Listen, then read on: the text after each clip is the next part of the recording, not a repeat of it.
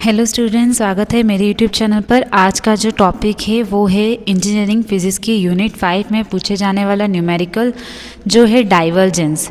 Divergence के ऊपर question बिल्कुल आता है राइटर शॉर्ट नोट में, या तो वो न्यूमेरिकल दे देते हैं या पूछते हैं डाइवर्जेंस से आप क्या समझते हो। तो आज मैं आपको डाइवर्जेंस क्या है ये भी बताऊँगी और इसके एग्जाम्पल को भी आपके सामने रखूँगी ताकि न्यूमेरिकल आ जाए तो आप उसे छोड़े नहीं। चलिए, डाइवर्जेंस क्या होता है पहले ये बात कर लेते हैं। When del operate on a vector function by dot product. Del operate, ये डेल क्या है? डेल ये होता है, डेल एक वेक्टर क्वांटिटी है जिसका फॉर्मूला है I cap del upon del x, J cap del upon del y, K cap del upon del Z.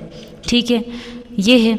अब del operate on a vector function by dot product. जब आपका ये del किसी भी vector function, मान लीजिए ये एक वेक्टर फंक्शन है ए एक्स आई, ए वाई जे, ए जेड के, इस वेक्टर फंक्शन के ऊपर एज अ डॉट प्रोडक्ट काम करे तो उसे कहा जाता है डाइवर्जेंस।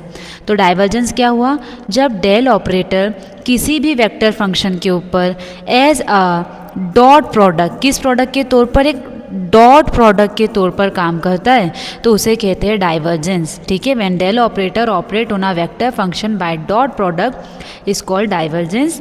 डेल ऑपरेटर का ये है फॉर्मूला, इसे आपको बिल्कुल याद करना है। न्यूमेरिकल करने के लिए आपको ये टर्म याद रखनी है, आई डेल अपॉन डेल एक्स, जे डेल अपॉन डेल वाई, के डेल अपॉन डेल जेड।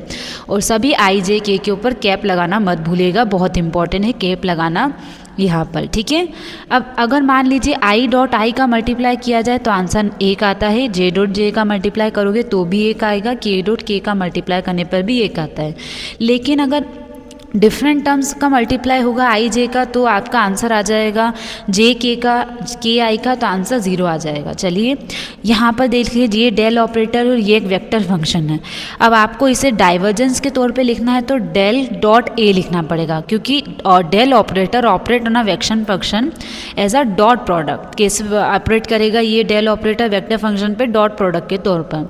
ये डेल की वैल्यू पुट कर दी और ए की वैल्यू जो दी है वो पुट कर दी। अब हमें क्या करना है? आई का आई से मल्टीप्लाई, जे का जे से मल्टीप्लाई, के का के से मल्टीप्लाई। तो जब मैं आई का आई से मल्टीप्लाई करूँगी तो del upon del x, i dot i क्या हो जाएगा स्टूडेंट? 1। तो यहाँ आई तो हट जाएगा, ए एक्स रह जाएगा। जे डॉट जे क्या हो जाएगा? 1। तो यहाँ जे जे हट जाएगा, लेकिन डेल अपॉन डेल वाई ए वाई रह जाएगा। के का के से मल्टीप्लाई तो के डॉट के हो जाएगा डेल अपॉन डेल जेड, ऐसे कैसे, ए जेड ऐसे कैसे, लेकिन के डॉट के तो क्या हो गया? 1। तो आपका आंसर आ जाएगा ये। तो डाइवर्जेंस को इस तरह से सॉल्व किया जाता है। एग्जाम्पल ले लेते हैं students. Find the divergence of a vector. ये आपको एक वेक्टर दे रखा है जिसका आपको डाइवर्जेंस निकालना है। तो डाइवर्जेंस निकालने के लिए जो भी वेक्टर फंक्शन दिया है उसको डेल को ऑपरेट करना है उस पर एज अ डॉट प्रोडक्ट। कैसे ऑपरेट करना है? As a dot product. तो चलिए यही करेंगे। हमारे पास डेल हमें निकालना है डाइवर्जेंस। डाइवर्जेंस का मतलब है del operate on a vector function by dot product. तो हमारे पास जो डेल होगा वो इस वेक्टर फंक्शन पे कैसे ऑपरेट करेगा? As a dot product. तो हमने वही करा, डेल को ऑपरेट करेंगे फंक्शन पे एज अ डॉट। हम जानते हैं जो डेल ऑपरेटर की वैल्यू ये होती है आई जे और k, del del x, del del y और डेल डेल जेड। ये वैल्यू हमें याद रखनी है, हमें न्यूमेरिकल में दी नहीं जाएगी, इसे आपको याद करके जाना है। चलिए, तो यहाँ पर डेल की जगह डेल लिख देंगे जो वैल्यू हम जानते हैं, और एफ जो हमें न्यूमेरिकल में दिया है वो हमने यहाँ पर पूरा पुट कर दिया। एफ की जगह पूरा जो न्यूमेरिकल में वैल्यू दी वो रख दी। आई डॉट आई, के डॉट के, जे डॉट जे क्या होता है? 1। इसे हम याद रखें क्योंकि अभी हम मल्टीप्लाई करते हैं। चलिए, इस आई का मल्टीप्लाई आई वाले पार्ट से करते हैं। आई का मल्टीप्लाई आई वाले पार्ट से करेंगे तो डेल अपॉन डेल एक्स ऐसे ही रहेगा। आई डॉट आई क्या हो जाएगा? 1। तो यहाँ पे आई तो हट जाएगा क्योंकि आई का जब आई से मल्टीप्लाई किया जाएगा स्टूडेंट तो 1 आ जाएगा। ठीक है, तो जो वैल्यू रहेगी वो आ जाएगी del upon del x x square y, क्योंकि इसका इससे मल्टीप्लाई करा तो आई आई 1 हो गया, बचा जो लिख दिया। प्लस का sign del upon del y ऐसे कैसे? इसका मल्टीप्लाई जेड 3x जे वाले से करना है, जे का जे से करोगे तो 1 हो जाएगा, बाकी हमने वो पूरा साथ में जोड़ दिया। के का के से मल्टीप्लाई करोगे तो के डॉट के 1 हो जाएगा, del upon del x 4y square ऐसे कैसे। ठीक है, अब डिफ्रेंशिएशन कर देते हैं। जिसके रिस्पेक्ट में जो होगा उसका डिफ्रेंशिएशन होगा। अगर रिस्पेक्ट वाली चीज़ नहीं है तो 0 हो जाएगा। तो देखिए x के रिस्पेक्ट में x है तो इसका डिफ्रेंशिएशन करा जा सकता है। अब जब पावर का डिफ्रेंशिएशन होता है तो देखिए ये टर्म अपनाई जाती है, del upon del x x square दिया है तो जो 2 है वो तो आगे आ जाएगा और इस ऊपर की पावर में से कम हो जाएगा तो ये हो जाएगा 2x। तो यहाँ पर जो वैल्यू आएगी वो क्या आएगी? 2x।